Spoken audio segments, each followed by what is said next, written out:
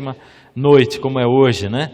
Porque profecia é como matemática. Para você entender direitinho, você tem que aprender primeiro, para fazer uma conta de dividir, que é sempre o que eu digo, né? Você tem que aprender a fazer a soma, a multiplicação, subtração, multiplicação já falei, e todas as outras que ainda tiver, né? Você precisa aprender todas elas para poder fazer uma divisão, né? E na profecia também, a gente tem que aprender uma série de fundamentos para depois conseguir entender. E eu quero dizer para você o seguinte: quando a gente chegar no fim, se você pegar a série Clamor Armagedon, a primeira parte, que foi no semestre passado, e mais essa, e colocar os DVDs e assistir tudo de novo, aí você vai ter uma outra visão da coisa, muito melhor ainda, muito melhor, certo? Mesmo você que assistiu todas as noites, desde o primeiro semestre até hoje, a sua visão do todo vai ser maravilhosa, muito melhor. Mas eu estou muito feliz porque a cada noite a gente vai avançando e você está aqui de volta. Também estão de volta os nossos queridos que assistem pela internet, membros virtuais da Igreja Central de Curitiba. E para mim é sempre emocionante pregar a respeito desse tema que eu tenho pregado nas noites. E ele é importante que ele me faz também estar mais pertinho de Deus, porque eu tenho que orar e tenho que ficar dependendo de Deus para Ele me dirigir. Essa noite o Senhor, Ele deseja mais uma vez fazer maravilhas no seu coração, na sua vida, na sua alma, na sua família, na sua mente, no seu corpo, nos seus relacionamentos, em tudo que envolve você. Esse é o desejo do Senhor essa noite para todos nós. Então, por isso, nós vamos orar pedindo a direção e a guia de Deus. Feche seus olhos. Deus amado, louvado seja o seu nome. Muito obrigado, Senhor, pela graça de Jesus. Porque somente pela graça podemos nos achegar ao Senhor e somente pela graça podemos receber a salvação que vem do céu. Obrigado, Senhor, porque a cada noite o Senhor nos traz aqui para estudarmos a sua palavra, Senhor. E ela vem tomando conta da nossa vida, do nosso coração. O Senhor diz na sua palavra: e conhecereis a verdade vos libertará. E nós temos sentido, Senhor, essa libertação da palavra. À medida em que a luz aumenta, temos sentido o nosso coração flutuando. Ó Senhor, nos prepara para ouvir a sua palavra, a verdade. Abre o nosso coração e ajuda-nos a recebermos o Senhor conosco. Em nome de Jesus, amém. Amém. Muito bem, hoje nós não podemos perder tempo, temos que seguir em frente. E eu quero convidar você, vai dar a impressão que eu estou fazendo uma revisão, mas não é exatamente uma revisão isso que eu estou fazendo aqui hoje, tá? Eu estou colocando os assuntos agora conectados e a gente vai avançar muito essa noite, muito de onde nós paramos a última vez. Apocalipse 13 ainda continua sendo o centro do nosso estudo e nós vamos até o fim com ele. A besta que emerge do mar, essa é a primeira visão que tem em Apocalipse 13, onde diz: irou-se o dragão contra a... Todo mundo esperto? Não, né? Só alguns. Então vamos lá. Irou-se o dragão contra a... mulher. E foi pelejar, guerrear contra os restantes da sua descendência. Da descendência de quem? Da mulher. Quem é a mulher mesmo? A igreja. Qual que é a igreja? A igreja pura de Deus. As pessoas que pertencem à igreja pura de Deus. Os que guardam os mandamentos de Deus e têm o testemunho de Jesus. E se pôs em pé sobre a areia do mar. O dragão então se pôs em pé sobre a areia do mar. A cena que João vê em seguida é o seguinte: vi emergir do mar uma besta que tinha 10 chifres e 7 cabeças. E sobre os chifres 10 diademas e sobre as cabeças nomes de blasfêmias. João está olhando, vê o dragão, Satanás, querendo atacar Jesus, querendo atacar o Filho de Deus, E para isso, o Satanás, o dragão, ele assume agora uma tática de atacar os filhos de Deus. Jesus deixou uma igreja, um povo aqui na terra. Então o dragão sai para atacar esses descendentes da mulher ou da igreja. As pessoas que são fiéis a Deus. Ele se vira contra o povo de Deus para atacar a Deus, como qualquer bandido que começa a atacar o filho para atacar o pai. É assim que ele faz, ataca os filhos para atacar ao pai.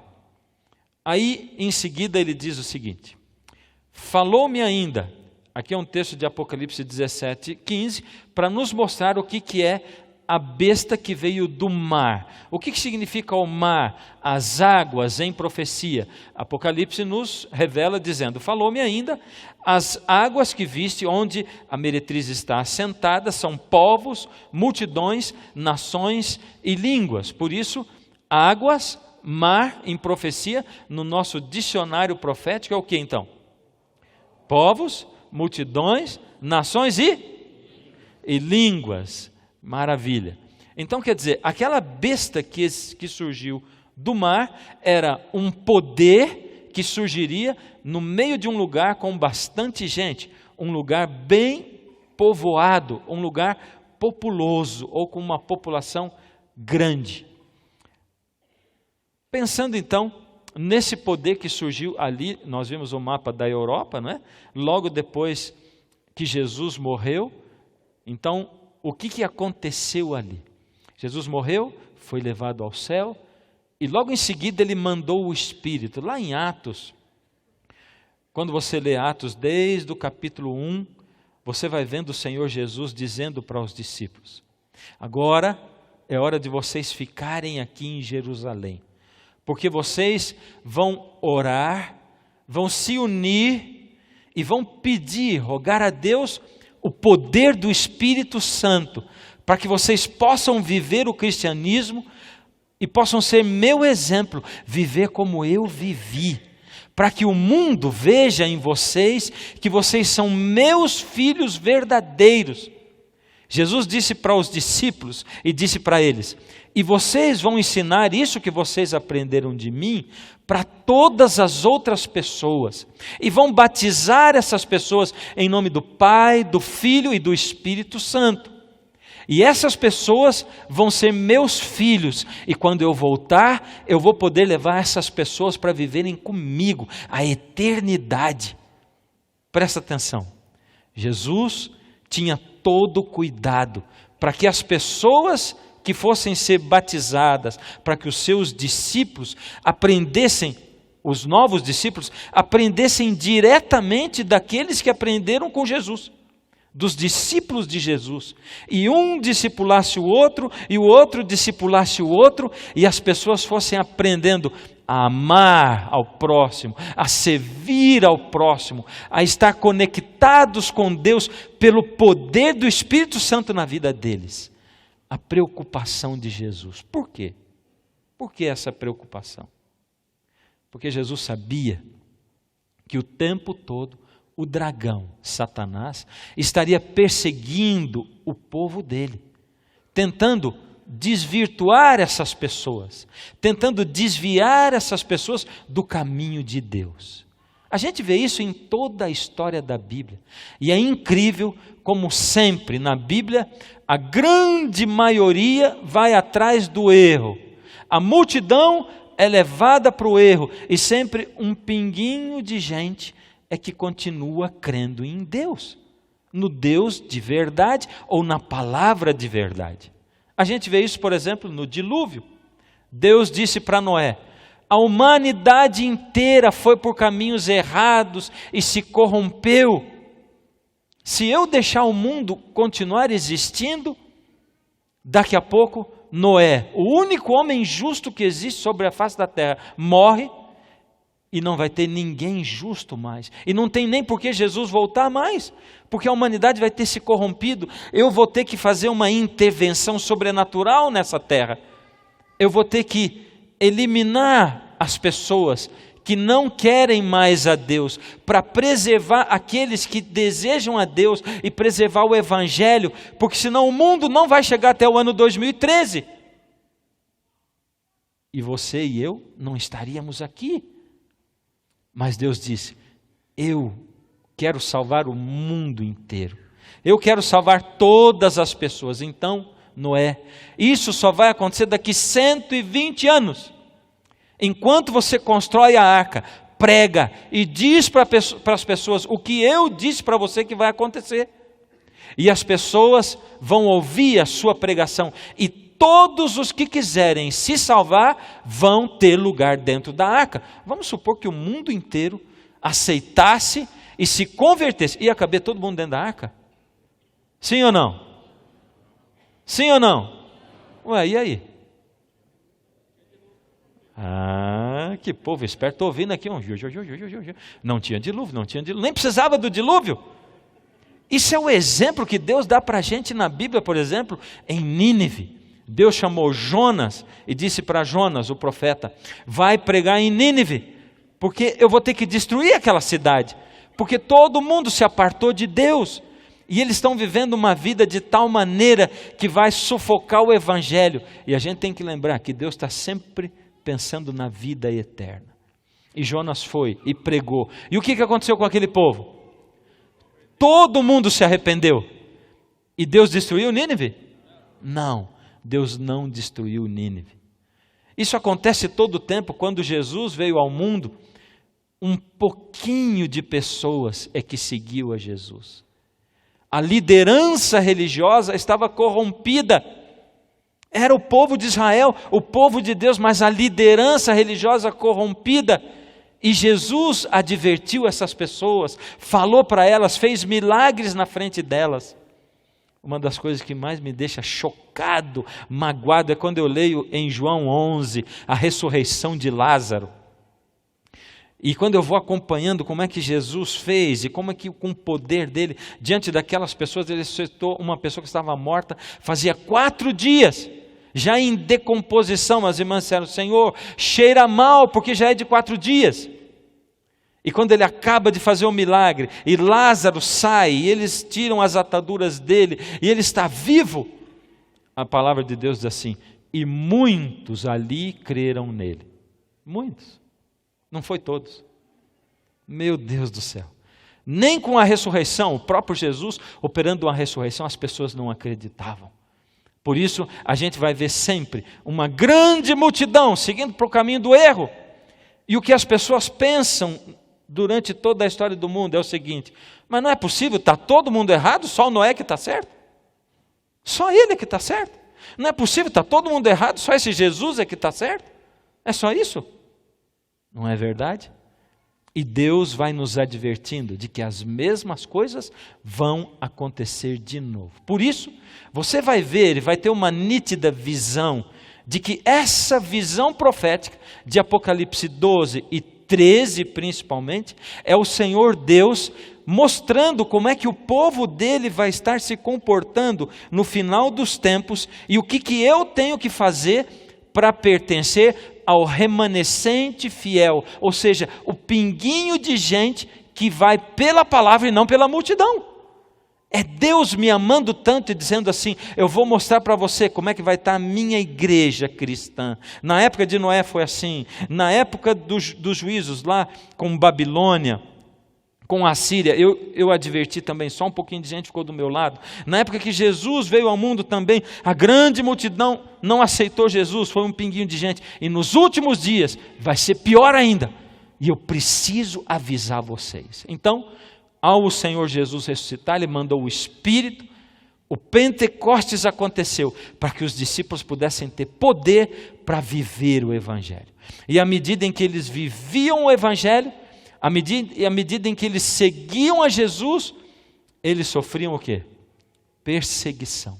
Nessa época, a igreja cristã era uma igreja pura, estava sendo perseguida por Roma, as pessoas eram martirizadas. João, o discípulo, foi o último dos discípulos que morreu. E ele morreu por volta do ano 100. No fim desse período, Depois, logo em seguida, aí está o nosso gráfico, né, da história da igreja. Logo depois, do ano 100 até o ano 313, o que começou a acontecer com a igreja mais ainda? Perseguição pior ainda. Agora eram multidões, pequenas multidões levadas para dentro das arenas. Elas eram queimadas, eram devoradas por feras. Essas coisas aconteciam. E aceitar o cristianismo nessa época era difícil, porque as pessoas tinham que aceitar serem mártires. Ou seja, depois dessa fase da igreja pura, a igreja ainda era pura, mas era uma igreja muito, muito perseguida. E o mais incrível é que quanto mais o sangue das pessoas era derramado, mais pessoas ainda aceitavam a Jesus e mais pessoas se convertiam. Nessa época da história do mundo, Roma, o grande poderio, o grande império, não tinha nada a ver com a igreja de Jesus Cristo. Era totalmente separado. A igreja de um lado e o Estado do outro. E o Estado perseguia o povo de Deus. Era assim que acontecia. E o evangelho crescia. E a igreja permanecia pura. Também por causa dessa separação que havia entre a igreja e o Estado, ou a política. A partir do ano 313, mudanças claras, marcantes começam a acontecer na história do cristianismo. O que acontece? Quem é o imperador agora? Constantino, que passou a ser imperador no ano 311 da nossa era. E Constantino, ele era um camarada assim, muito, muito politiqueiro no sentido mal da palavra, não é? Aí diz assim, a Wikipédia diz: enquanto ligado a Maximiano, apresentou-se como protegido de Hércules. Ao romper com seu sogro e eliminá-lo, colocou-se sobre a proteção do deus Sol invicto. Ele era bem convicto, né? Era ou não era? Ele era devoto de quem? De quem fosse melhor na época, né? Quem tivesse ali na melhor coisa, ele ia. Então, o sogro estava ali, ele precisava do apoio do sogro. Então, como o sogro era devoto do Hércules, ele também era. Mas depois ele decidiu matar o sogro, dar um jeito no sogro, eliminou o sogro, e aí ele se mostrou devoto do Deus Sol, o que dá a entender que ele era mesmo devoto do Deus Sol.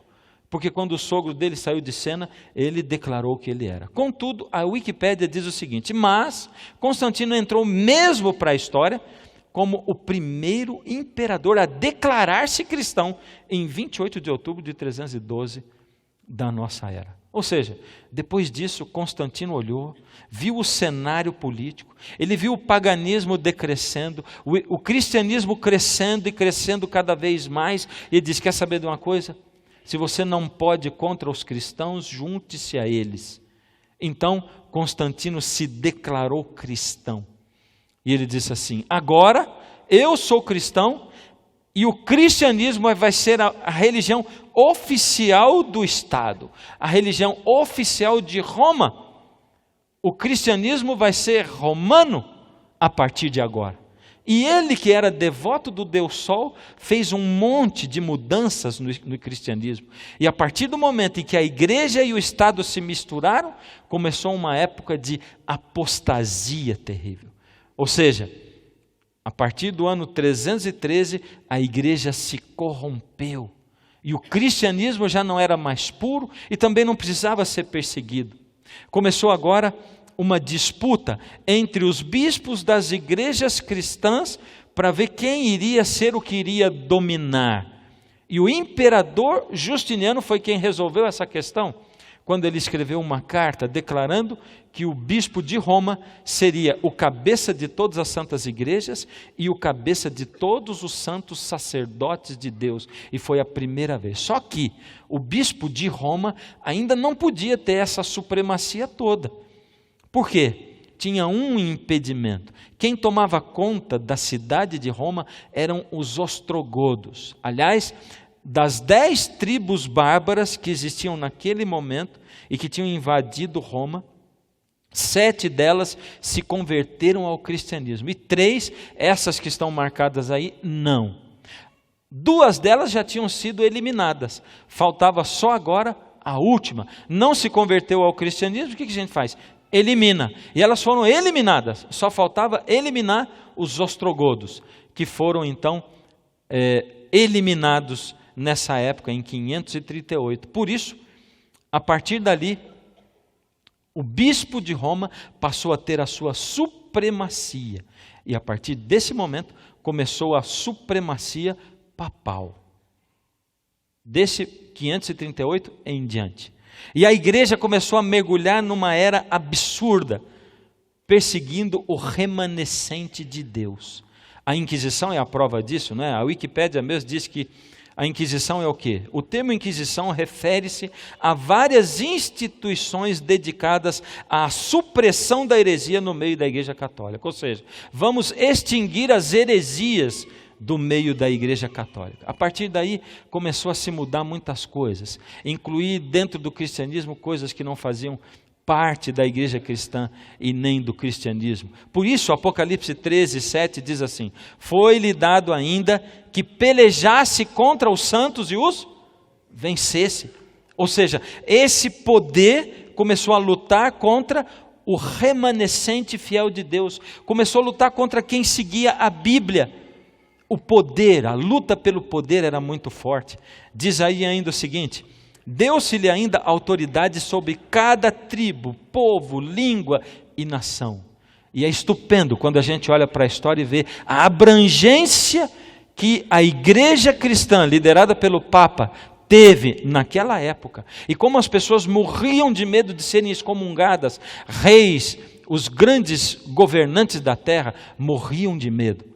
Então, na história da igreja, a igreja corrompida, essa fase dura do 538 em diante, e foi nessa fase que se proibiu a leitura da Bíblia, que foi mudada a observância do sábado para o domingo, o purgatório foi instituído como doutrina, sendo que não é bíblica essa doutrina, a doutrina do inferno também, como o tormento eterno, pessoas que vão sofrer eternamente ali. Imagina Deus tendo satisfação em passar a eternidade com os salvos e você vendo pessoas que não foram para o céu queimando a eternidade enquanto você está lá e sofrendo. Que amor é esse de Deus de deixar pessoas queimando a eternidade? Também a doutrina de que o padre, os bispos, o papa, eles são os vigários de Cristo, e vigário quer dizer substituto de Cristo.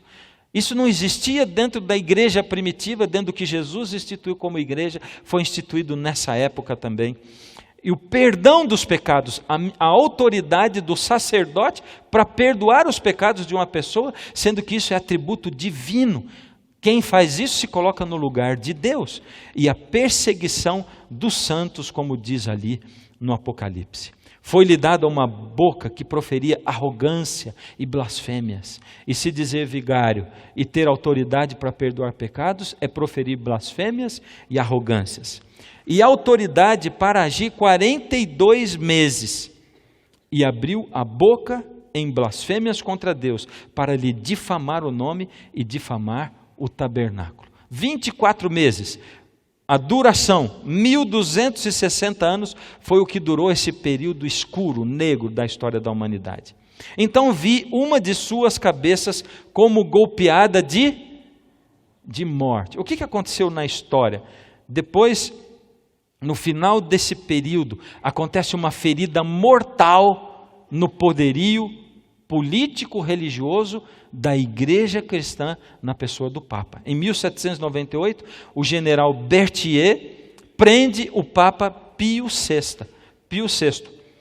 E ele perde a sua supremacia. A partir dali ele não tem autoridade política nenhuma, não tem poder, não tem influência política nenhuma mais. Ou seja, a história estava descrita. Em seguida, Apocalipse continua a dizer, ou continua falando, que viria uma outra besta. Uma besta que surgiria de onde? Uma besta que surgiria da terra. Muito bem. Se a besta que veio do mar, o mar é o que mesmo? Povos, nações e línguas. E a terra, o que é? O que é? É um lugar com pouca gente. Se um é com muita gente, o outro é com pouquíssima população, é um lugar mais deserto, certo? A besta da água e a besta que veio do mar. Então diz assim: vi ainda outra besta emergir da terra, possuía 2 chifres parecendo cordeiro, mas falava como dragão. Deixa eu parar um pouquinho aqui. Vamos só salientar aquilo que eu disse no começo. Deus então resolveu contar para nós como seria a história da igreja cristã, baseado no que aconteceu lá atrás com Noé, baseado no que aconteceu lá atrás com Jesus, onde a liderança, a igreja foi se corrompendo, e Jesus veio, Noé veio para repreender quem estava errado e chamar os sinceros. Por isso Jesus dizia: eu vim para salvar os doentes e não os sãos. Eu vim para buscar o pecador. Eu vim para chamar o necessitado, não aquele que acha que não precisa de ajuda, não aquele que diz assim: eu sou do povo de Deus, eu sou do povo de Israel, eu sou do povo que vai se salvar, basta eu nascer judeu, eu estou salvo. Não, Jesus estava dizendo: para de olhar para a sua tradição, vai olhar para a palavra de Deus. Quando Jesus encontra, depois que ele ressuscitou, os 2 discípulos que andavam no caminho de Emaús, a Bíblia diz, lá em Lucas 24, que os 2 estavam desanimados, tristes, decepcionados com Deus, porque eles achavam que Jesus deveria ser um Messias triunfante, que agora, com o novo Messias, que era Jesus, ele ia tomar o poderio de Roma, e Israel ia mandar no mundo. Todos os judeus pensavam isso. E a Bíblia diz que Jesus, conversando com eles, disse: sobre o que vocês estão falando? E eles falam: só você não sabe o que aconteceu aqui em Jerusalém nesse final de semana? E eles começam a contar e dizem assim: e nós que pensávamos que ele fosse o Messias, nós ficamos decepcionados. Aí a palavra de Deus diz, ali em Lucas 24, Jesus disse para eles: como vocês são tardios em entender tudo o que os profetas disseram a respeito do Messias.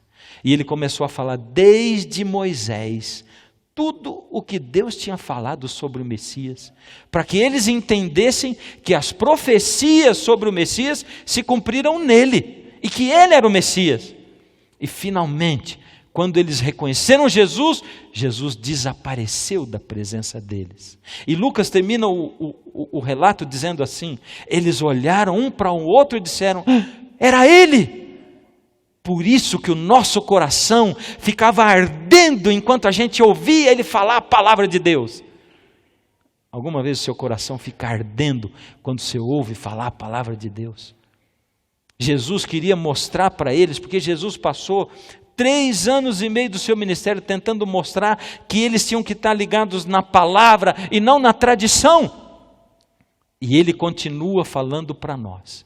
Com a história da besta que veio do mar, a profecia ele diz: de novo o povo de Deus acreditou em líderes religiosos, de novo o povo de Deus acreditou na tradição, de novo o povo de Deus acreditou na religião, e não acreditou na palavra de Deus. Por isso a grande maioria foi enganada. Mas durante todo esse tempo, Deus tinha dentro da igreja cristã o seu remanescente fiel.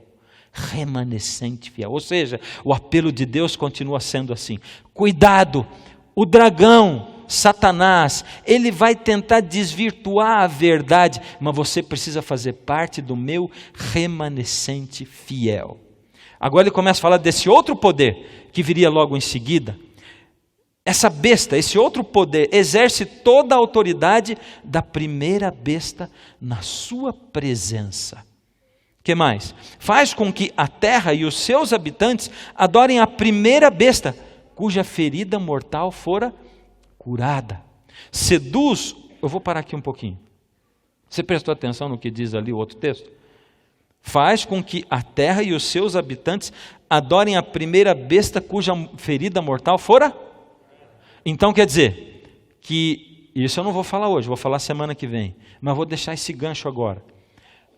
Aquela ferida que aconteceu, a ferida mortal, quando o Papa foi preso, a Bíblia diz que depois de um tempo ela seria curada. Quando e como será que isso aconteceu? Ou será que já aconteceu? Então, semana que vem nós vamos convergir para isso aí. Seduz os que habitam sobre a terra, ou seja, seduz a terra inteira. Esse outro poder vem para seduzir a terra inteira. Quem é essa besta da terra? E aqui nós chegamos naquilo que nós vimos a semana passada. O que é uma besta mesmo? Sem eu mostrar, é o quê? Um poder, uma autoridade política, né? Ou política, ou religiosa, ou os dois. Quando atuaria essa besta que vem da terra? Quando ela atuaria? Bom, a palavra diz assim: a todos faz que lhes seja dada certa marca, para que ninguém possa comprar ou vender. E a pergunta minha é qual? Quando isso aconteceu? Quando? Não aconteceu ainda. Quer dizer que essa besta, ela vai atuar ainda. Isso que ela está fazendo ainda vai acontecer, certo? Será que isso é certo mesmo? Vamos confirmar. Diz aí, Apocalipse 16, 2. Saiu, pois, o primeiro anjo, derramou a sua taça pela terra. Apocalipse 16 está descrevendo as pragas que Deus vai derramar sobre a terra antes da volta de Jesus.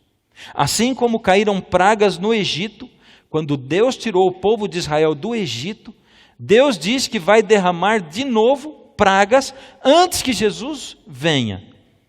E Ele ensina e mostra para a gente como fazer para não sofrer os danos dessas pragas ou dessas taças.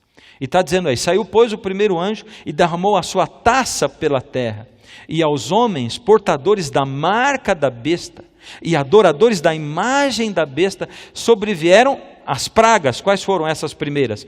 Úlceras malignas e perniciosas. Essa foi uma praga, ou será uma praga. Úlceras malignas e perniciosas. A minha pergunta é, quando aconteceu isso aí? Também não aconteceu ainda. Isso mostra para a gente que essa besta, esse poder, essa autoridade vai surgir ou vai atuar daqui a pouco. Ainda não atuou. Onde surgiria? Onde ela surgiria? Em que lugar?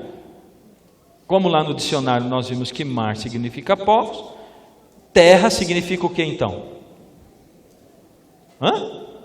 A besta da água surgiu de um lugar populoso. E a besta da terra, de onde vem? De um lugar deserto. Surgiria de um lugar com pouca gente, pouco habitado, um lugar deserto. Que tipo de autoridade ela exerce? Exerce toda a autoridade da primeira besta na sua presença. Espera aí. A autoridade que ela exerce é uma autoridade parecida com a autoridade da primeira besta. Ou seja, o poder dessa besta vai se parecer com o poder do papado, que exerceu o seu poder na primeira fase do cristianismo. Então ele vai ser muito parecido, mas vai ser sobre toda a terra. Deu-se-lhe ainda autoridade sobre cada tribo, povo, língua e nação. É uma autoridade estendida a toda a terra. Faz com que toda a terra e os seus habitantes adorem a primeira besta. Então, esse poder que surge agora vai fazer com que todo mundo adore a primeira besta de novo. Com que essa coisa aconteça de novo. Autoridade política global. Ou seja, essa besta que veio da terra é uma superpotência global. E com o que ela se parece? Vocês lembram? Com o que ela se parece? Vocês estão com a memória fraca, hein? Que é isso? Olha só. E tem gente que diz assim, poxa, vai estar falando isso de novo? Já falou? Então me responde. Ela se parece com o quê? Ah, agora sim. Se parece com o cordeiro. Vi ainda outra besta emergir da terra. Possuía 2 chifres, parecendo, mas falava como? De novo Deus está advertindo a gente, de novo Deus está dizendo, olha aí, logo em seguida vai surgir um outro poderio, que também vai arrebatar um monte de cristãos, de novo o cristianismo vai atrás de um poderio, cuidado, porque ele fala como cordeiro, ele parece cordeiro, mas ele fala, lá por dentro ele é um leão, palavra cordeiro aparece 31 vezes no Apocalipse. 30 vezes se refere a Cristo. Uma única vez só nesse verso. E se refere a Satanás. Ou seja, ela é uma nação cristã que acredita em Cristo, que é o cordeiro. Qual é então esse poder político? A besta é o poder político, que é do tempo do fim, ou que é dos dias de hoje, e que está agindo hoje, mas vai agir dessa maneira como nós lemos daqui a pouco, que surgiu num lugar pouco habitado, que é uma superpotência global e que é uma nação cristã. Que nação é essa? Está na cara, os Estados Unidos da América. E na semana passada vocês acertaram isso, né?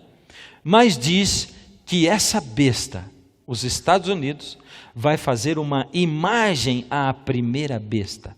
E vai fazer com que todos adorem a essa imagem à primeira besta. E agora a pergunta é, o que é essa imagem? O que é a imagem?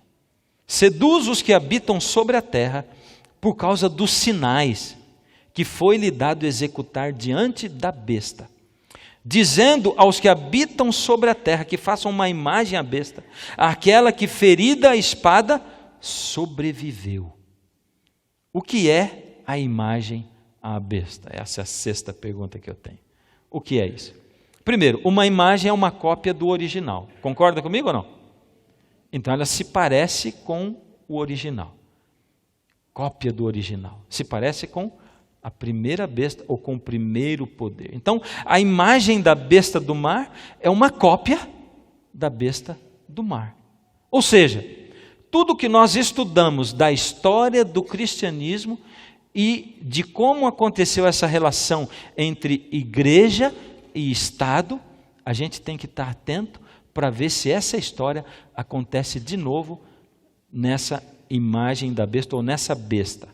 A imagem da besta, primeiro, se ela é uma imagem da primeira besta, o papado é uma organização humana. Em segundo, é uma organização religiosa. Em terceiro, é uma organização religiosa cristã. Ou seja, essa segunda também tem que ser uma organização humana, uma organização religiosa cristã. Tem que também ser uma organização político-religiosa. Ou seja, ela tem que ter um poder político e religioso. E tem que perseguir também o remanescente. Vamos dar uma olhada então na história do protestantismo lá nos Estados Unidos da América. Porque foi para lá que se refugiou o protestantismo. A Carta de Constituição dos Direitos dos Estados Unidos, nela, a primeira liberdade mencionada, qual é? Liberdade religiosa. Por que será isso, não é? Na verdade, é porque naquela época, o povo que ia lá para os Estados Unidos, que não se chamava Estados Unidos, como é que se chamava lá? Como? Novo Mundo. O povo que ia lá para o Novo Mundo, ia fugindo da Europa e da perseguição que a Igreja Católica fazia ainda contra os protestantes. E eles não suportavam mais aquela perseguição.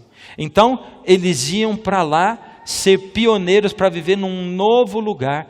Por isso eles tinham a ideia, o desejo, por isso eles tinham a ânsia, a sede de morar num lugar onde tivesse liberdade religiosa. Por isso, quando eles fizeram a carta de constituição deles, eles disseram, a primeira coisa que nós vamos fazer é estabelecer que todo mundo aqui é livre para adorar quem quiser, do jeito que quiser, da maneira que quiser. Pergunta, isso está certo ou está errado?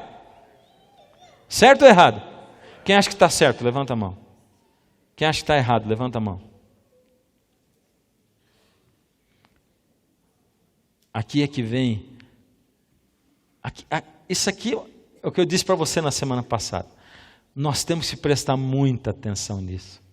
Porque a gente vê que o cristianismo, a igreja cristã que foi perseguida na primeira parte, do ano 100 até o ano 313, quando se tornou a igreja oficial do Estado, o que ela fez? Começou a perseguir. Estava certo perseguir os outros? Sabe por que ela perseguia os outros? Porque ela achava que ninguém podia pensar diferente do que eles pensavam. E se eles instituíam coisas erradas dentro da religião e diziam: nós temos autoridade para isso, nós recebemos de Deus essa autoridade, e quem quiser servir a Deus tem que obedecer o que nós falamos.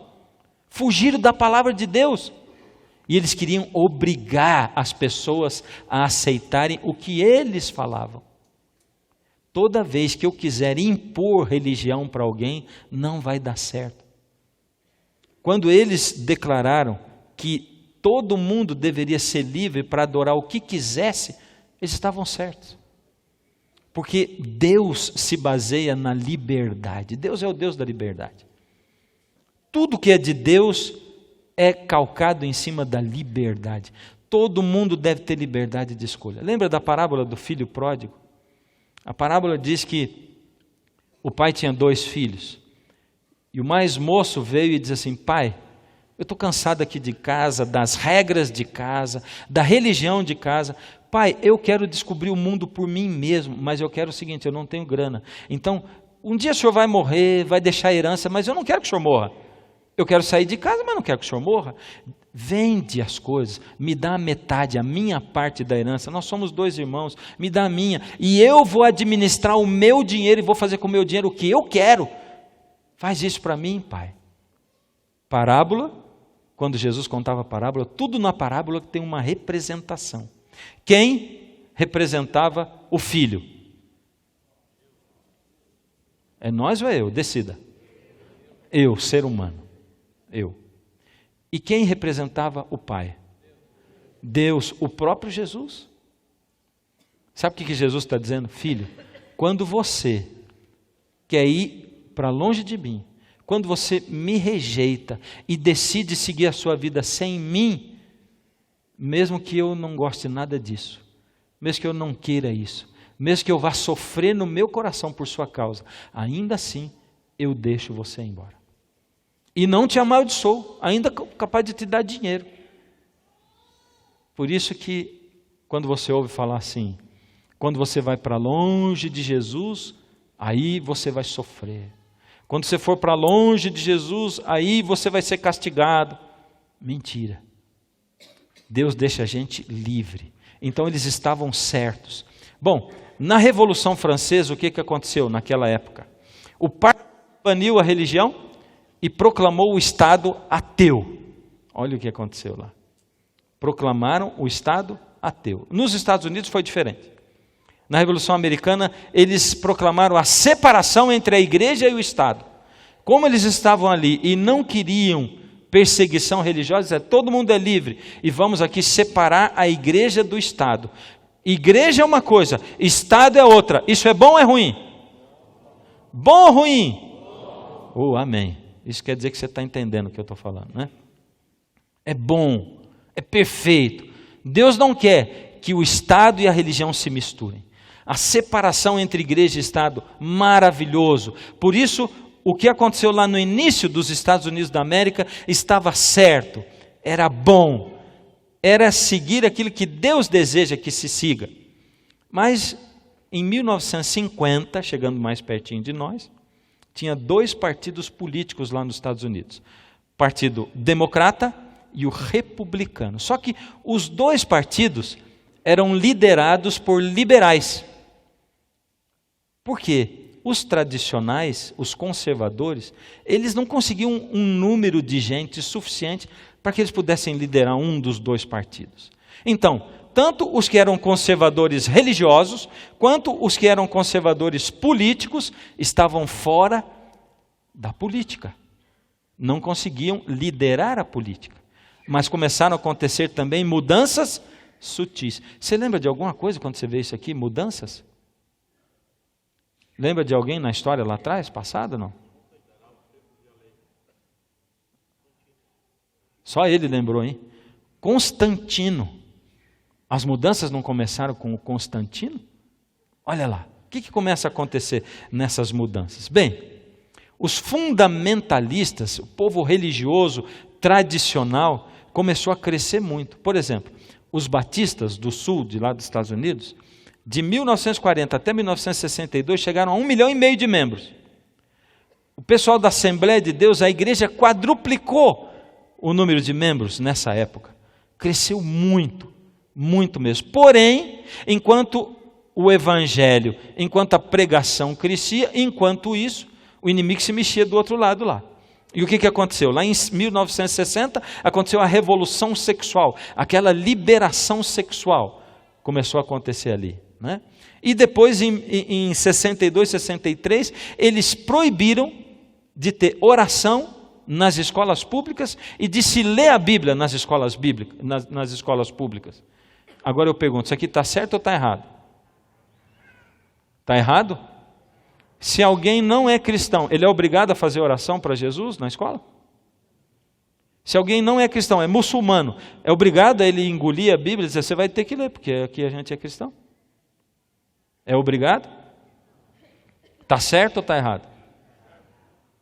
Está certo ou está errado proibir? Partindo do ponto de vista de Deus, eles estão certos em proibir. Por quê? As pessoas têm que ter liberdade para adorar do jeito que elas quiserem. Eu não posso impor como Estado, eu não posso impor que as pessoas façam o que eu quero. E não adianta eu impor. Deus não impõe nada para você. Se você quiser vir aqui todos os domingos à noite, e ouvir o chamado de Deus, e mesmo assim não aceitar Deus, e fazer o que você quiser da sua vida, Ele deixa você livre. Deus é o Deus da liberdade. Toda vez que se impuser religião, mesmo a verdade em outra pessoa, não vai dar certo. Não vai dar certo. Por isso a gente tem que tomar cuidado. Em 1960, John Kennedy, primeiro presidente católico liberal do Partido Democrata, tomou posse. Mas lembra, ainda ali, os conservadores não estavam no poder de nenhum partido. Todo mundo era liberal. Mas existia conservadores políticos fora do domínio da política, e conservadores religiosos fora do domínio da política também. Jimmy Carter foi o presidente que era da Igreja Batista do Sul, em 76. E quando eles elegeram o Jimmy Carter, o pessoal que era conservador, tanto os religiosos como os políticos, ficaram alegres, né? Mas Jimmy Carter foi a decepção dos conservadores, porque Jimmy Carter ele foi liberal. Os conservadores políticos e os religiosos, eles tiveram um encontro em janeiro de 79. Esse encontro foi marcante. O que aconteceu nesse encontro? Conservadores políticos procuraram um pastor batista chamado Jerry Falwell, em 79. Esse Jerry Falwell, ele era contra essa mistura entre igreja e Estado. E ele dizia, os pregadores não são chamados a serem políticos, mas a serem ganhadores de almas. É o que ele falava. Mas, naquele encontro, eles conseguiram convencer os conservadores religiosos, convenceram o Jerry Falwell, que eram os conservadores políticos, convenceram o Falwell, que era um conservador religioso, a vir para a política. E naquele momento, eles se misturaram, formando a maioria moral. E essa maioria moral agora começou a influenciar a política. O Jerry Falwell teve uma mudança radical. Ele começou a viajar pelos Estados Unidos pregando aquilo e chamando as pessoas religiosas para fazerem parte da política e para votarem nos candidatos religiosos. Ele, para poder estabelecer a maioria moral, em 1979, 4 homens, e eu vou dizer quais são: Oral Roberts, que era um pastor pentecostal, essa é uma fotografia de programas que ele tinha de televisão antigos, não é? Ele construiu um império através de programas de televisão. Esse Oral Roberts, mais o Jerry Falwell, que era pastor da Igreja Batista de Thomas Road, e também era um evangelista da televisão, e depois foi que ele entrou na política, como a gente falou. Esse James Kennedy, esse era o pastor da igreja presbiteriana de Coral Ridge, na Flórida. E de lá ele também transmitia o programa dele para a televisão, era um conferencista da televisão. E mais um outro chamado Tim LaHaye, vocês já ouviram falar nesse nome? Tim LaHaye, já? Esse Tim LaHaye, ele era pastor de uma das maiores igrejas dos Estados Unidos, em San Diego, e foi o escritor, ele era escritor e coautor dessa série Deixados para Trás, né? Esses 4 homens, eles marcaram uma reunião com o Jimmy Carter, que era o presidente da República então. A pergunta que eles fizeram para o Jimmy Carter foi a seguinte: por que o senhor apoia a emenda de direitos iguais para homossexuais? Essa foi a pergunta deles. O Jimmy Carter respondeu: porque ela é boa para a família.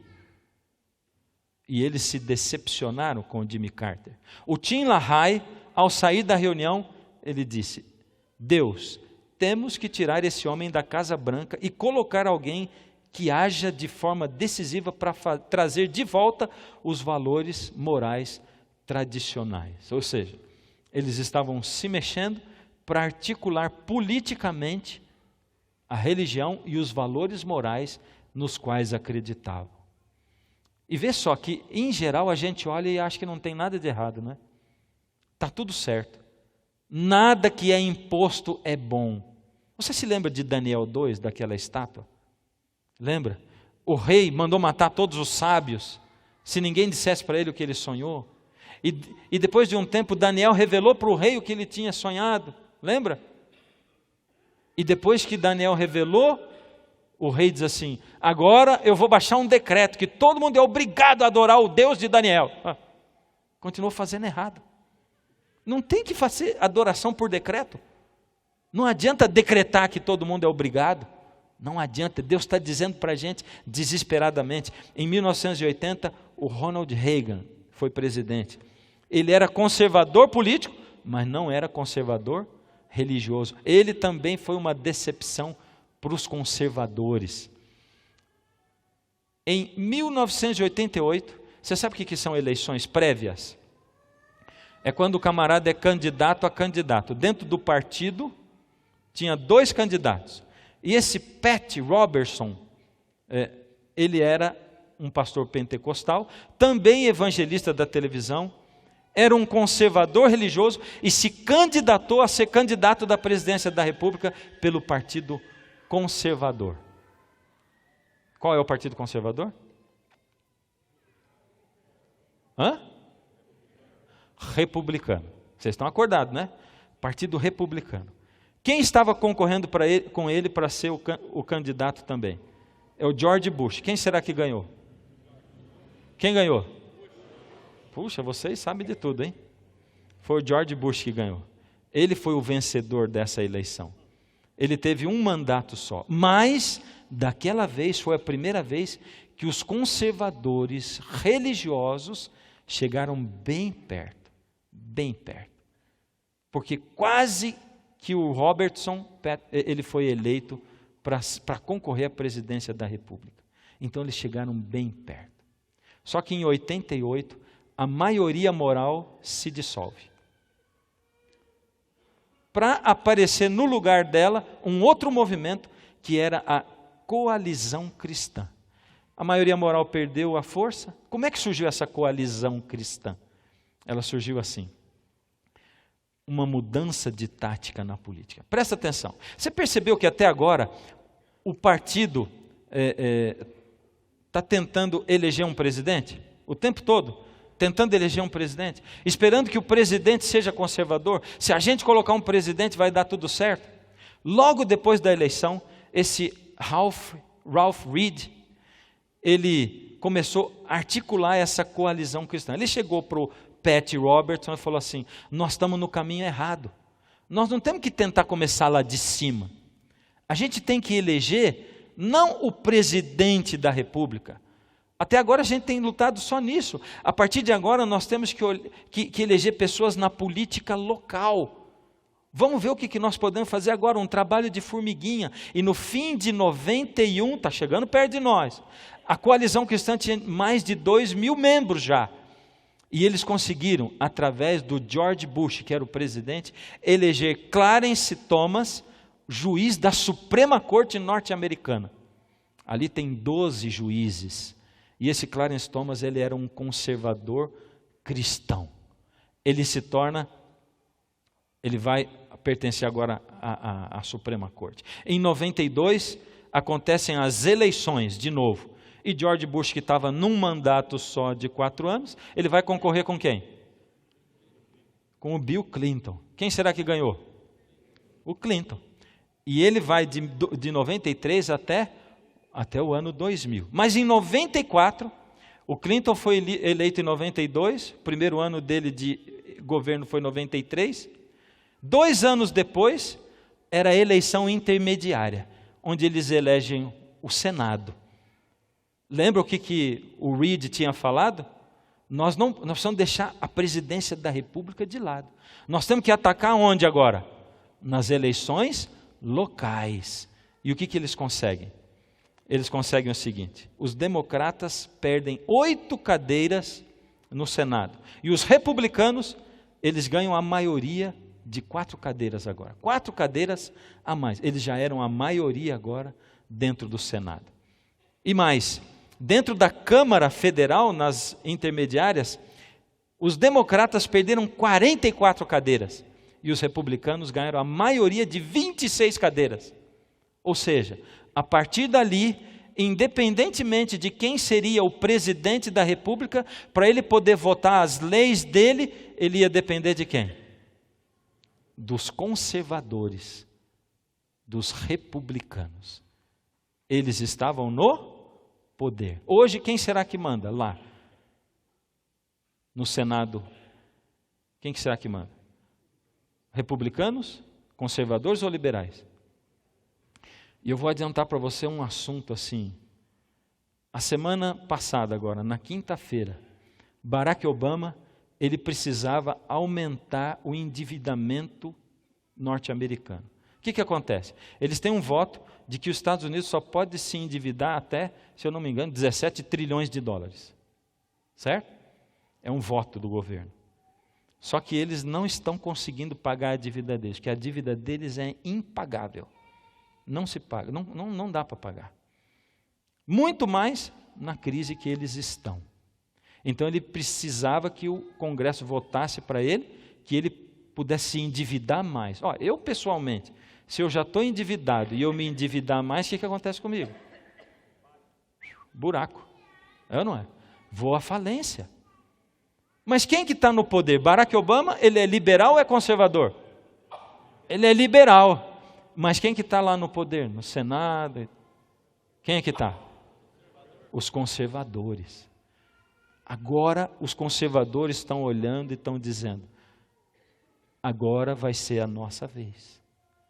Porque tem um liberal ali, e a gente quer ver o governo ruir para a gente poder salvar isso aqui.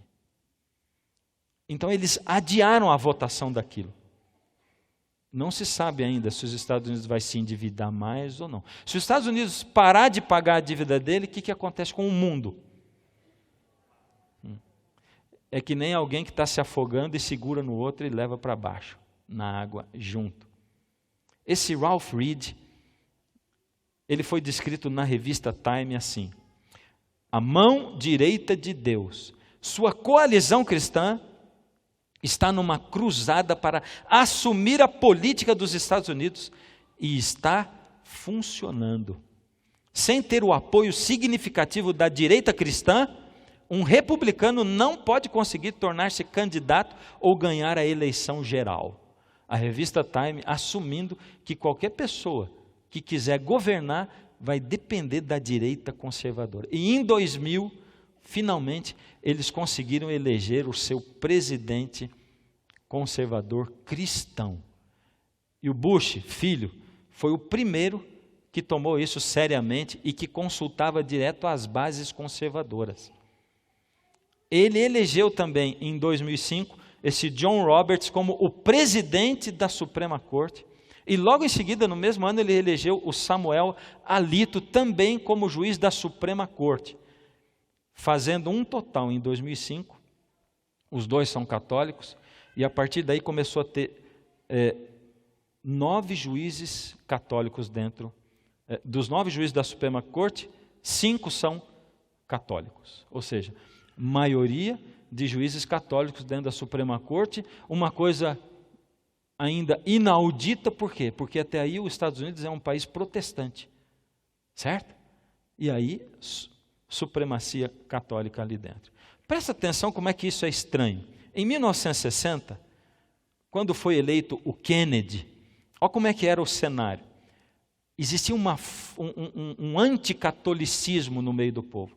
O povo ia contra o catolicismo nos Estados Unidos. Por quê? Porque tinham medo que a igreja se misturasse com o Estado e começasse a dar ordem de novo. Isso era uma coisa até prejudicial, porque eles perseguiam católicos dentro do país. Em 1960, na década que eu nasci, o Kennedy era um candidato católico, e eles tiveram medo que o Kennedy assumisse. Por isso, no discurso que ele fez para uma associação de pastores em Houston, o Kennedy foi obrigado a declarar o seguinte: creio em um país onde a separação entre igreja e Estado seja absoluta, onde nenhum prelado católico diria ao presidente, caso ele fosse católico, como agir, e nenhum ministro protestante diria aos membros de sua igreja em quem votar. Isso ele declarou naquela época. E o que aconteceu logo depois disso? Olha o que o Billy Graham acreditava também. Sou contrário à organização dos cristãos em um bloco político. Lembra do Jerry Falwell? O que ele dizia mesmo? Os pregadores não são chamados a serem políticos, mas a serem ganhadores de almas. Mas que mudança aconteceu então neles? Ela foi acontecendo aos poucos, ninguém foi percebendo.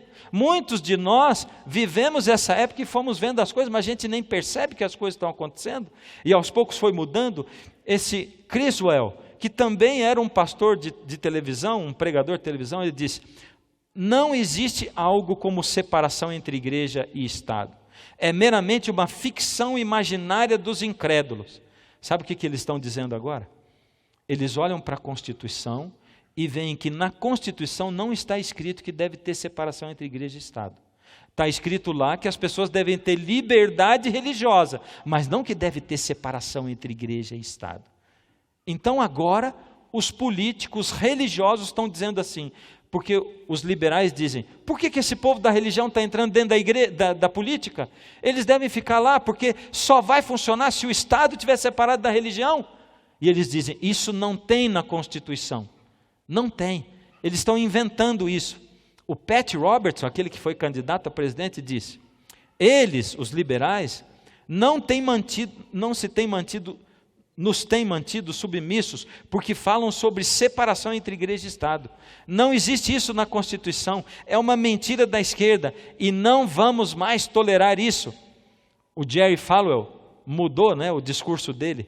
A separação entre igreja e Estado tem sido há muito tempo o grito de batalha dos libertários civis que desejam purgar ou extirpar, jogar fora a nossa gloriosa herança cristã da história da nossa nação. O termo separação entre igreja e Estado, é claro, não aparece uma única vez na nossa Constituição e é uma moderna maquinação discriminatória. Ou seja, o que vai acontecer agora nessa união de igreja e Estado?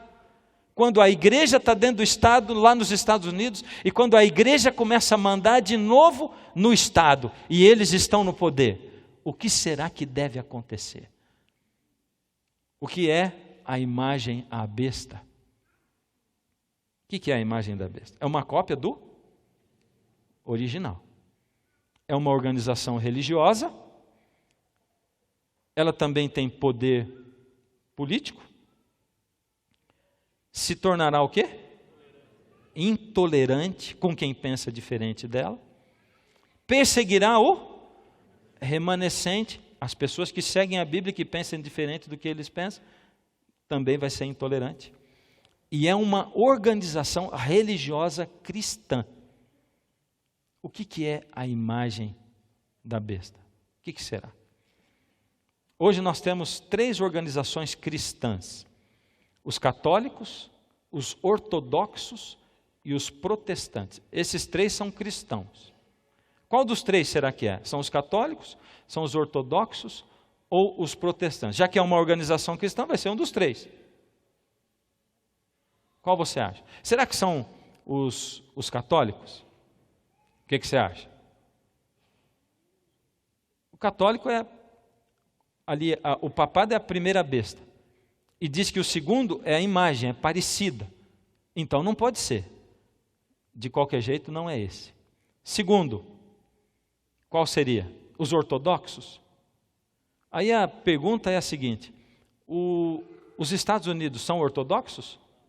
Não. E se eles são a besta, a imagem da besta não pode ser os ortodoxos. Então, qual é a imagem da besta? O que sobrou? O que sobrou? Protestantismo. E agora? Se você está pensando o que eu estou pensando, sabe o que você pensou? Sobrou o quê? O que sobrou para nós? Se eu vou para o catolicismo, é a besta que está dizendo lá, esse poder que de novo vai liderar daqui a pouco. Se eu vou para o protestantismo, e nós aqui estamos fazendo o quê? É ou não é? É aqui que eu vejo quando as coisas convergem. Deus de novo chamando a sua atenção e a minha, através dessa profecia. E Deus dizendo: filho, filha, presta atenção. Eu estou falando esse monte de política, de coisa, de história, essa coisa meio densa, mas para a gente entender o movimento das coisas. Como é maravilhoso quando Deus coloca na sua profecia e a gente vê as coisas acontecendo. Deus está dizendo assim: na época que eu vim, que o meu filho Jesus veio a esse mundo, a religião estava corrompida e as pessoas não aceitaram Jesus. E ele diz: eu sou o caminho, a verdade e a vida. Eu sou o Messias, mas eles crucificaram Jesus. E eu quero dizer para você o que vai acontecer no cristianismo de Jesus para frente. Então eu vou dar para vocês uma profecia. E você pensa: por que essa profecia é truncada? Imagina se ela fosse clara. Você acha que eles iam ter deixado de chegar até nós hoje? Para a gente estar estudando essa profecia? Por isso que Deus diz para Daniel: essa profecia se refere ao tempo do fim. O livro está selado para o tempo do fim. Porque a gente só iria entender agora, comparando a profecia com as coisas que aconteceram, com toda essa história, de ver uma nação cristã, de ver o protestantismo se corrompendo lá dentro. E quando eu penso que diz assim, que a mulher, ela se escondeu no deserto, onde ela foi sustentada por 1260 dias, lá no deserto, e o povo fugindo lá para o novo mundo, não é? Num lugar deserto, onde tudo começou direitinho e depois se corrompeu. Deus está dizendo assim: cuidado, você não tem que ficar olhando para a religião organizada de hoje. Cuidado, se você corre para o catolicismo, cuidado. Se você corre para o protestantismo, cuidado. É por isso que eu vivo dizendo para você: não acredite em padres, em pastores, não acredite no que eu falo. Vai consultar para ver se está certo. Confia na Bíblia, na palavra de Deus. Você tem que ser parte do catolicismo ou do protestantismo? Você tem que ser parte do quê? Do remanescente fiel a Deus, que se baseia na palavra, na Bíblia. Porque senão você vai estar sendo arrastado por ventos de doutrinas. E quando você pensar: puxa, não sobrou nada. Eu quero traduzir para vocês, finalizando essa profecia. Eu coloquei agora a tradução, veja só. Vi emergir do meio da Europa um poder que sai de Roma, mas é diferente. Pois não será apenas político, mas um poder também religioso. Surgirá no meio da igreja, receberá muita autoridade, mas se desviará e se deixará ser guiado pelo dragão, que é Satanás. Por causa do poder, o papado proferirá arrogâncias e blasfêmias, pois afirmará ser substituto, vigário de Deus, e arrogará para si o poder para perdoar pecados. Ele vai perseguir o remanescente fiel de Deus, e durante esse período vai parecer que venceu o remanescente. Sua perseguição será global, cada tribo, língua, povo e nação, a vergonha da Inquisição. Isso vai durar 1260 anos, pois no fim desse período o Papa será preso e perderá sua autoridade, parecendo que foi ferido de morte. Vi ainda outro poder surgir no novo mundo, um lugar pouco habitado. Pelo jeito de falar, aparenta ser cristão, mas na verdade acaba se deixando dirigir pelo dragão também. E o que acontece? Ele exerce toda a autoridade do papado na presença do papado.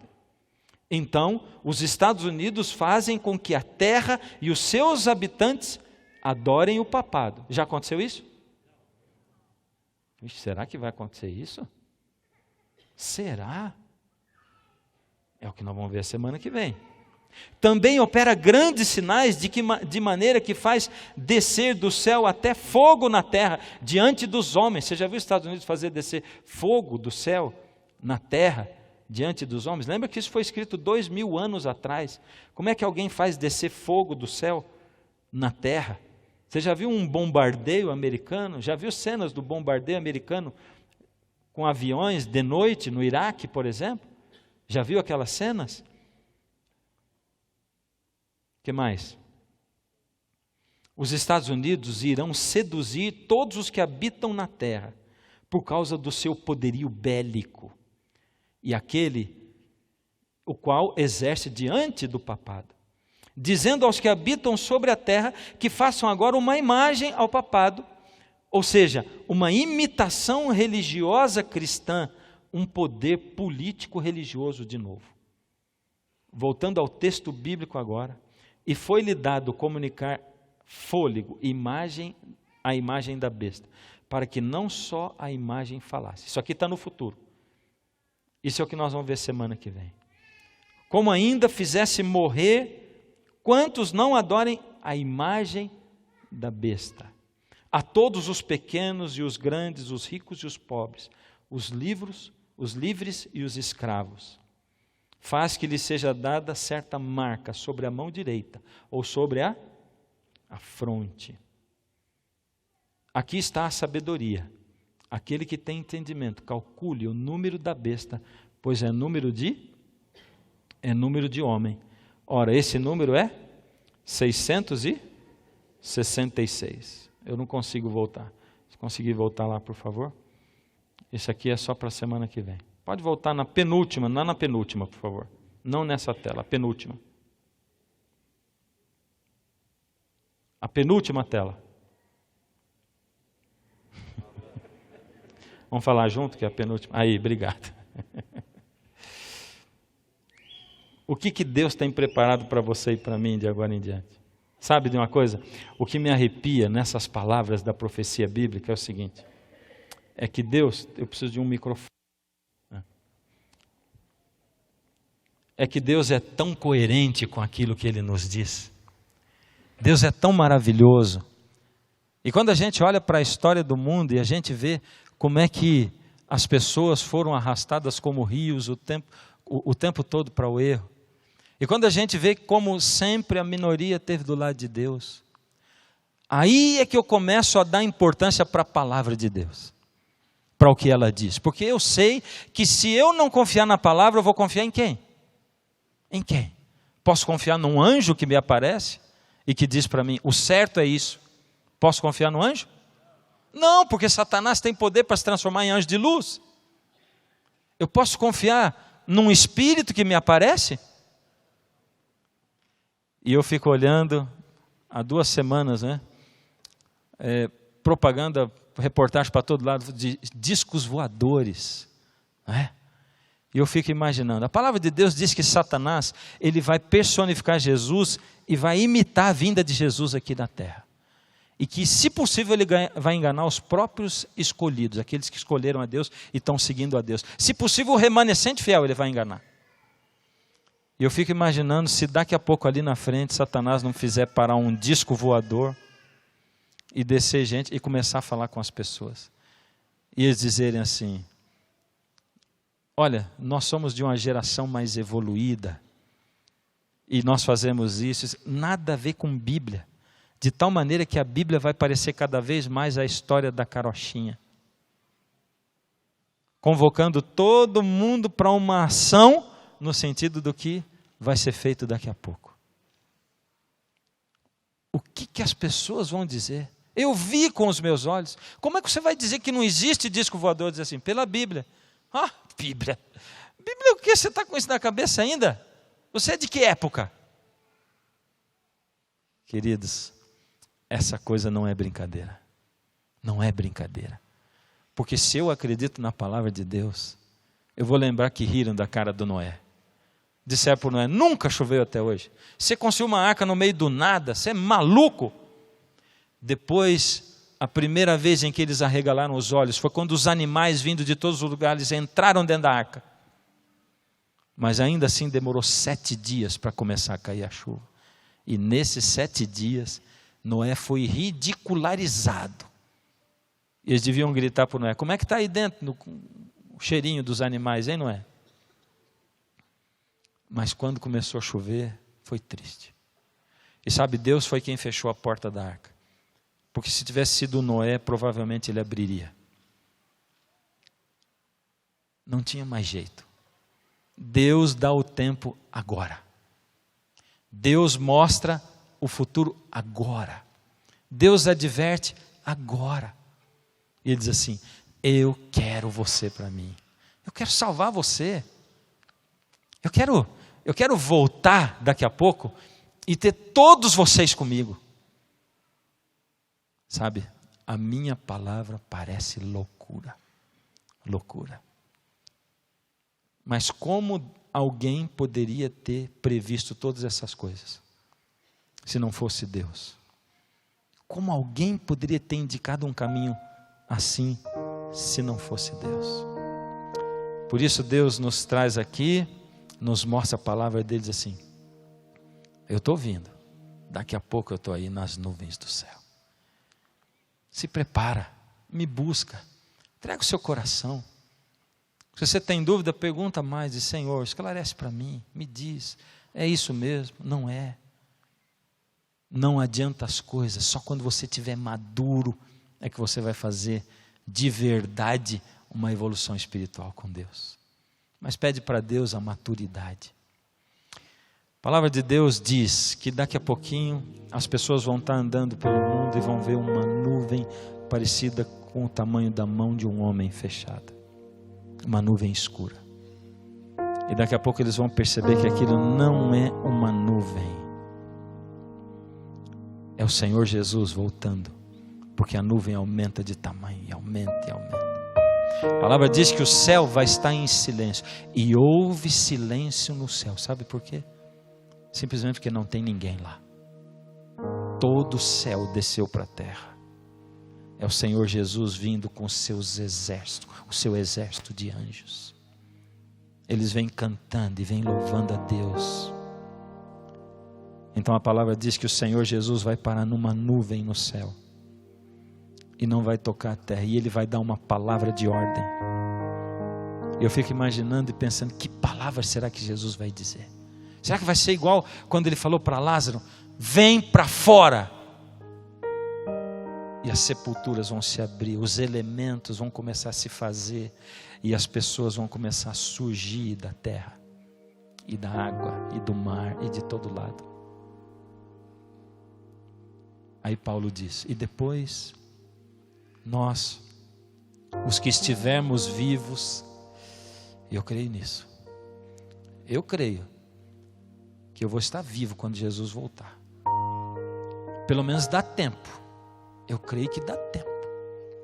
Eu cheguei nessa igreja 3 anos atrás e disse assim: eu venho e gostaria de ser o último pastor dessa igreja, gostaria de ver Jesus voltar. Ainda dá tempo dele voltar antes de eu ir embora.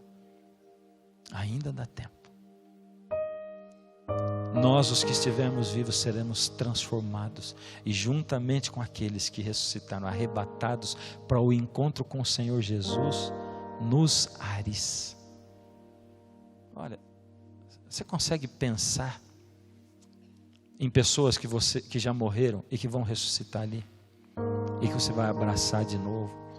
Você consegue pensar nos que estão vivos, a quem você ama muito, do seu lado ali, e você abraçando junto, e sabendo e pensando assim: nunca mais a gente vai se separar, nunca mais.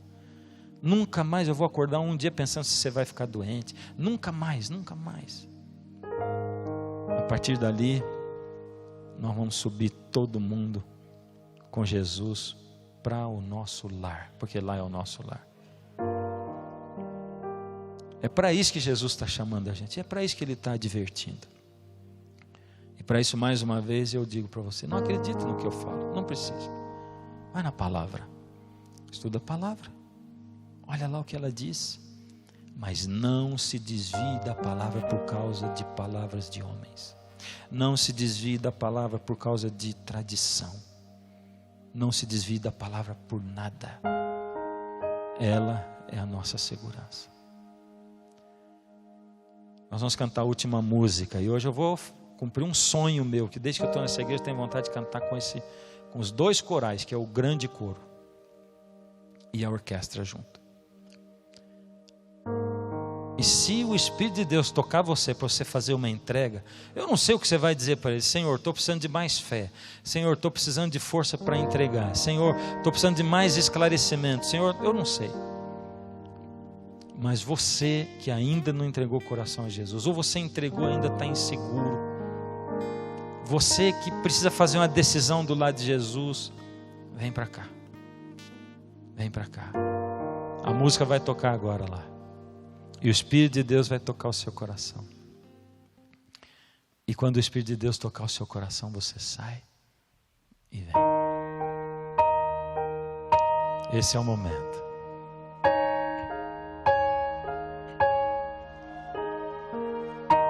Eu posso ouvir, é o poder dos ventos,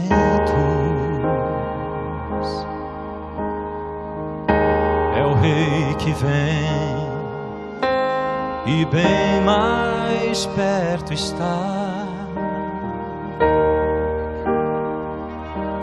Posso quase ouvir trombetas dos anjos do Senhor,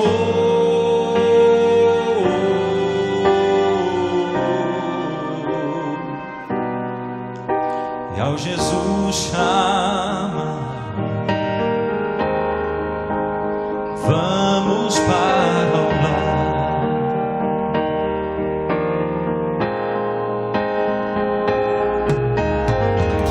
Ao meu redor profecias estão se cumprindo.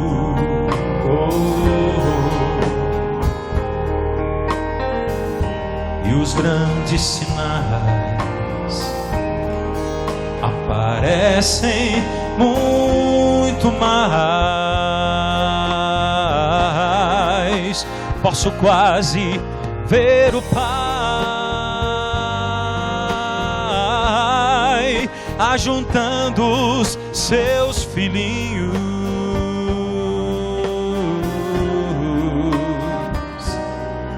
e ao Jesus chamar, vamos para o lar. Jesus virá em glória, para chamar os seus filhinhos, e os mortos viverão.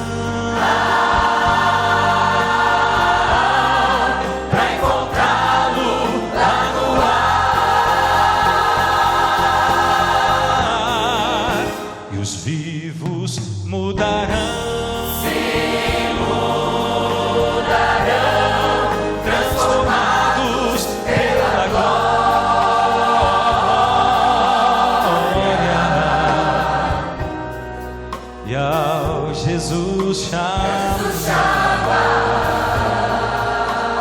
vamos para o lar. Está chamando ainda você.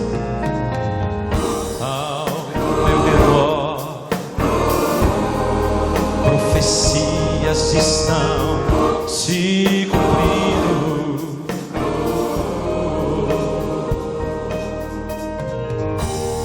Grandes sinais aparecem muito mais. Posso quase ver o Pai ajuntando os seus filhinhos,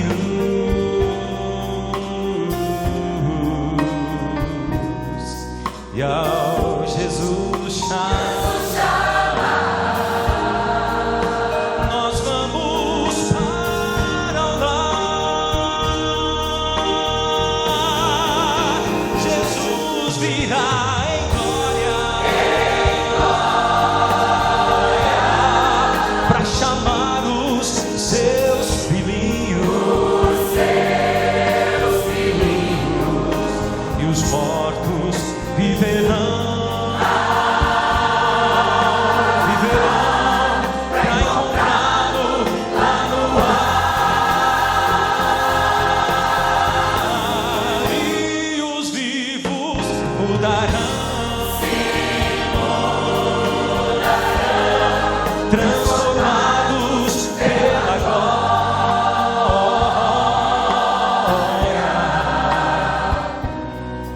E ao Jesus chamar,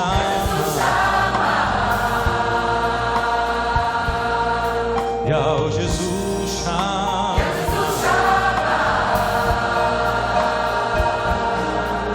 e ao Jesus chamar,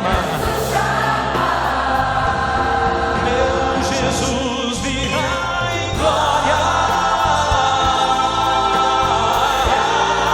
para chamar os seus filhos, e os mortos viverão.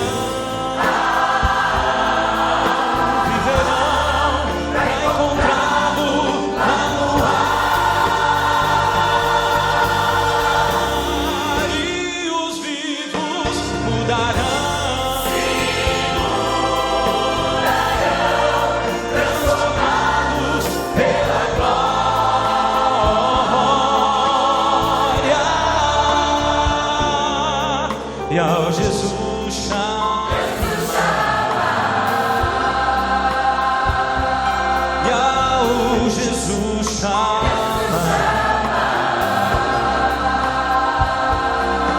e ao Jesus chama, vamos para orar, vamos juntos para orar, para orar.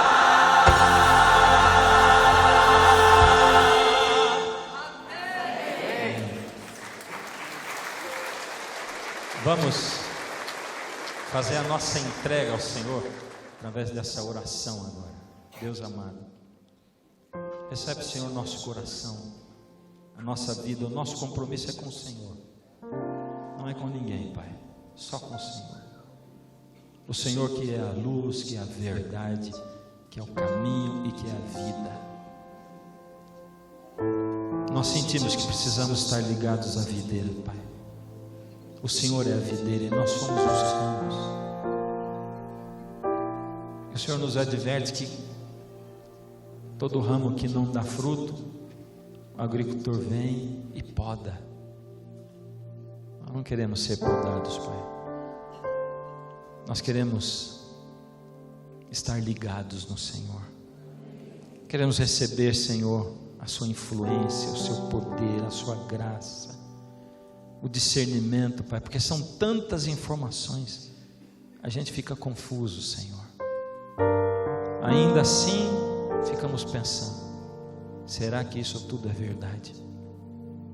Só o Seu Espírito, Pai, para esclarecer a nossa mente, só Ele para amenizar o nosso coração, só Ele para nos fazer voltar para a palavra até entendermos o que é a Sua vontade. Mas, Senhor, eu quero agradecer ao Senhor, louvar ao Seu nome, porque o Senhor nos diz, Senhor, tudo o que está acontecendo e o que vai acontecer.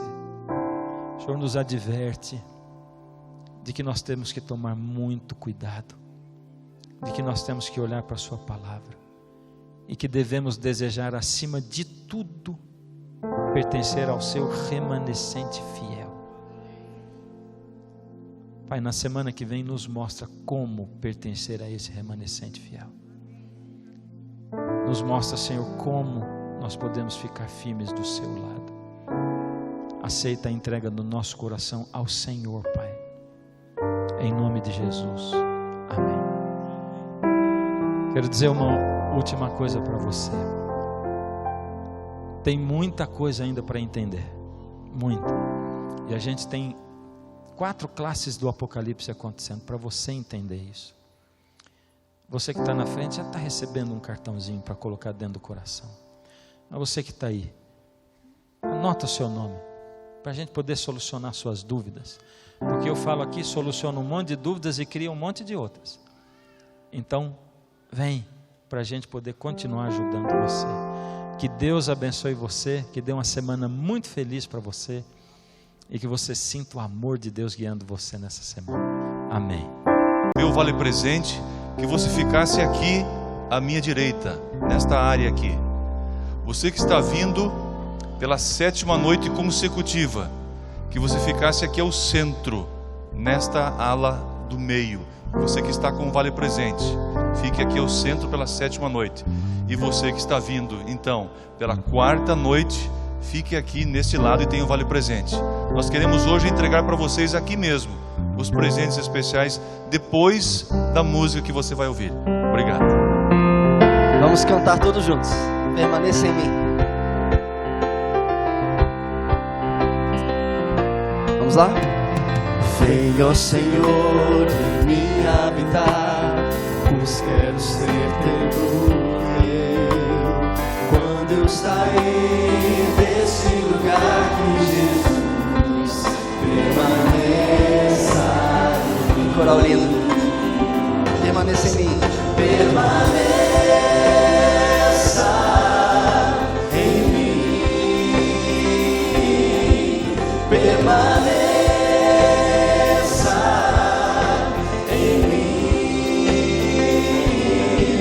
Permaneça em mim, meu Senhor, permaneça em mim. Venha, Senhor. Venha, Senhor, me habitar, pois quero ser meu. Quando eu sair desse lugar, Jesus permaneça. Peça bem forte. Permaneça em mim.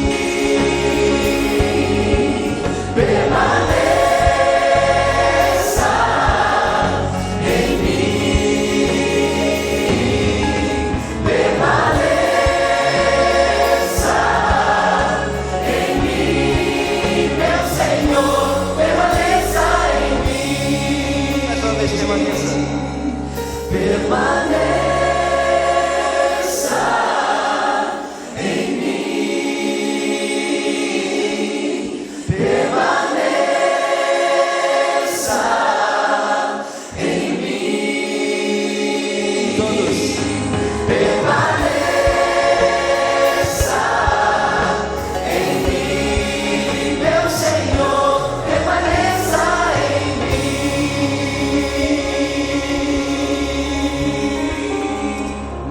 Senhor, possa permanecer com você. Nós nos encontraremos aqui próxima quarta-feira e depois os sábados e os domingos de novo. Fique na paz do Senhor.